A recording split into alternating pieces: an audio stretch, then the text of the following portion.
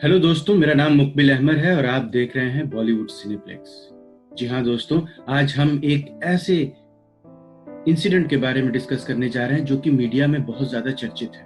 जी हाँ दोस्तों, आप लोगों ने सही समझा, सुशांत सिंह डेथ केस के बारे में आज हम डिस्कस करने जा रहे हैं। तो सबसे पहले दोस्तों मैं ये कहना चाहूँगा कि ये एक बड़ी ही दुखद घटना है। मुझे सुन करके तो काफ़ी ज़्यादा चौंका देने वाला लगा और मुझे काफ़ी दुःख भी हुआ और मुझे लगता है कि आप सब लोगों को हुआ होगा, क्योंकि इतना ब्राइट स्टार, इतना उभरता हुआ सितारा, इतना बढ़िया दिखने वाला इंसान, इतना अच्छा इंसान दिल से, वो कैसे उसकी डेथ हो जाती है, ये काफ़ी लोगों को चौंका देने वाली चीज़ है। तो खैर दोस्तों, आज हम डिस्कस करेंगे उन सारे पहलुओं को जो कि इस डेथ के चारों तरफ हैं, ताकि हम खुद ये डिसाइड कर सकें। इस वीडियो का कतई ये मकसद नहीं है कि उनकी डेथ क्यों हुई, बल्कि ये है कि क्या पहलू हो सकते हैं जिसमें उनकी डेथ हुई, और बाकी आपके ऊपर है कि आप डिसाइड करें कि आपको क्या लगता है कि कौन सा फैक्टर ऐसा था जिसने मजबूर कर दिया सुशांत सिंह राजपूत को अपनी जान देने के लिए। तो दोस्तों, इस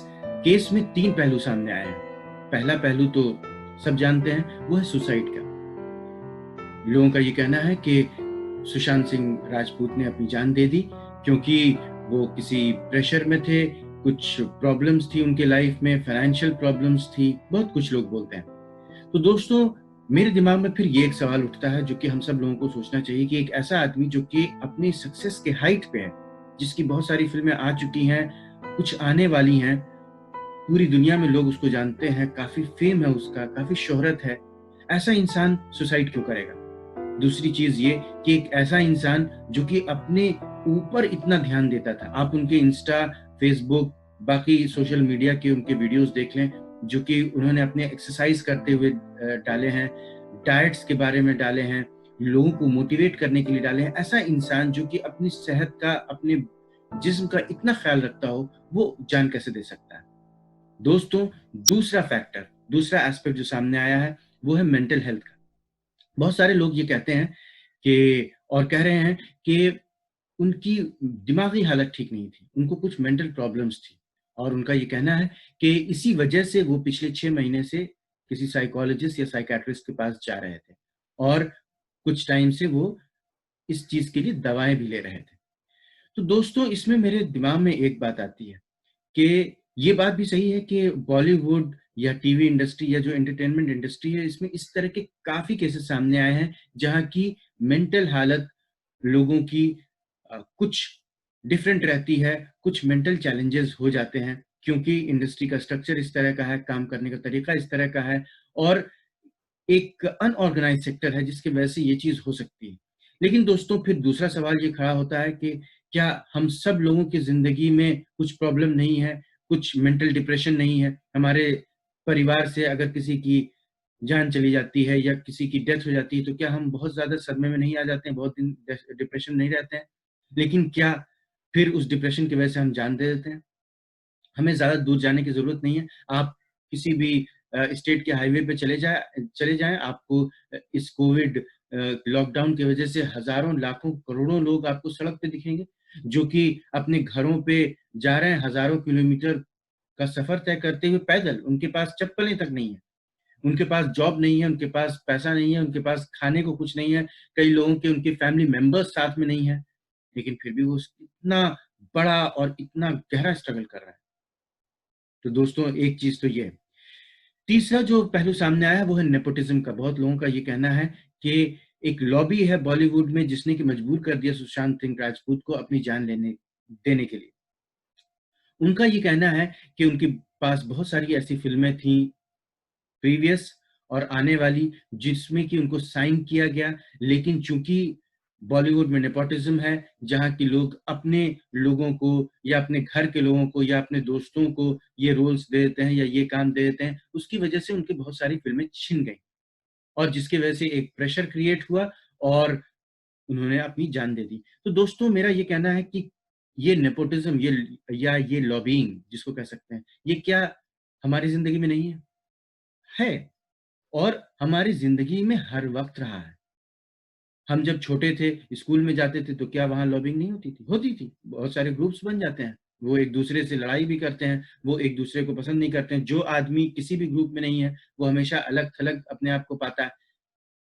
क्या वो जान दे दे? तो ये सब चीज़ें ऐसी हैं जो कि हम बचपन से देखते आए हैं। इससे एक प्रेशर क्रिएट होता है, लेकिन ये प्रेशर बिल्कुल इस बात की इजाज़त नहीं देता है कि हम अपनी जान दे दें या कोई भी अपनी जान दे दे। इस प्रेशर को फेस करने की ज़रूरत है। ज़िंदगी का मतलब ही स्ट्रगल है और मुझे लगता है कि जितना ज़्यादा हम स्ट्रगल करते हैं, उतनी ही ज़्यादा कामयाब होते हैं और उतनी ही ज़्यादा हमें एहसास होता है कि हमने कितना कुछ पाया। चौथा पहलू जो इसमें आया दोस्तों, वो है कि उन्होंने अपनी जान दी नहीं, उनकी जान ले ली। उनके कुछ परिवार वालों ने ये कहा है, कुछ मीडिया हाउसेस भी ये बात कर रहे हैं। तो दोस्तों इसके पीछे उनका ये कहना है कि सुशांत सिंह के 4 करीबी दोस्त, उनको मिलाकर 4, उन सब की जान किसी न किसी अ, अनयूजुअल सर्कमस्टेंस में गई है, पिछले कुछ महीनों में। ये भी एक चौंका देने वाली बात है कि एक ही फ्रेंड सर्कल के बिल्कुल क्योंकि ज़्यादा तो दोस्त होते नहीं हैं, तो इसमें से अगर 4 लोग अपनी जान दे दें, तो एक ज़रूर एक शक की गुंजाइश उठती है कि क्या तो उनके उस पूरे ग्रुप पे कोई प्रेशर था, जिसकी वजह से उन्होंने जान दे दिया या किसी ने एक-एक करके सबको टारगेट किया और किसी न किसी तरह से उनकी जान चली गई। तो दोस्तों, इस पहलू पे भी अगर गौर करें, तो सबसे पहले तो ये कि पुलिस ने ये कह दिया है कि ये हत्या का मामला नहीं है, ये सुसाइड का मामला है, पहली चीज़ ये। दूसरी चीज़ ये कि अगर ऐसा है भी या अगर कुछ लोगों को ये शक होता है, तो ये जानना पड़ेगा कि उसकी पूरी इन्वेस्टिगेशन के बाद ही असल पिक्चर सामने आ सकती है कि भाई अगर उनकी जान किसी ने ली, तो वो किधर से आया? कब आया? उनकी डेथ दिन में हुई, तो दिन में किसी ने क्यों उनको टारगेट किया जबकि सारे लोग जगे होते हैं? उनके घर पे भी काफ़ी सारे लोग रहते हैं, अक्सर उनके घर पे कुछ डोमेस्टिक हेल्प्स हैं, जो उनको हेल्प करने के लिए रहती थी। तो इस तरह की बहुत सारे फिर सवाल उठेंगे कि अगर हत्या हुई, तो हत्या कैसे हुई? कैसे कोई आदमी आ गया अंदर? कैसे वो बाहर चला गया सब कुछ करके और किसी को कुछ पता नहीं चला? तो दोस्तों बहुत सारे सवालात हैं।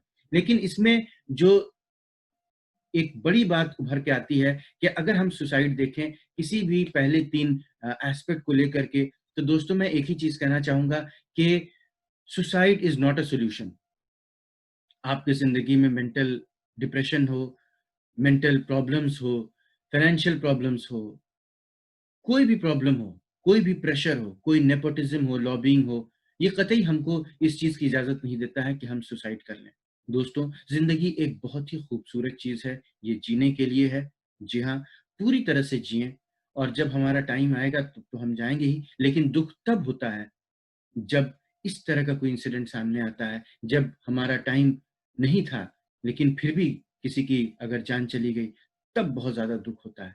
तो दोस्तों ये बहुत ही दुखद घटना है। मैंने आपके सामने सारे पहलू रखे और आप खुद डिसाइड कर सकते हैं कि उनकी ज़िंदगी में क्या चल रहा होगा, दिमाग में क्या चल रहा होगा। सबसे बड़ी बात ये कि उन्होंने अपना कोई सुसाइड नोट नहीं छोड़ा, ताकि हमें पता चल सके कि आखिर उनके साथ क्या परेशानी थी, क्या दिक्कत थी। दोस्तों, आज मैंने सारे पहलुओं का खुलासा आपके सामने किया है। मेरा नाम मुक़बिल अहमद है और आप देख रहे हैं बॉलीवुड सिनेप्लेक्स। बहुत-बहुत शुक्रिया।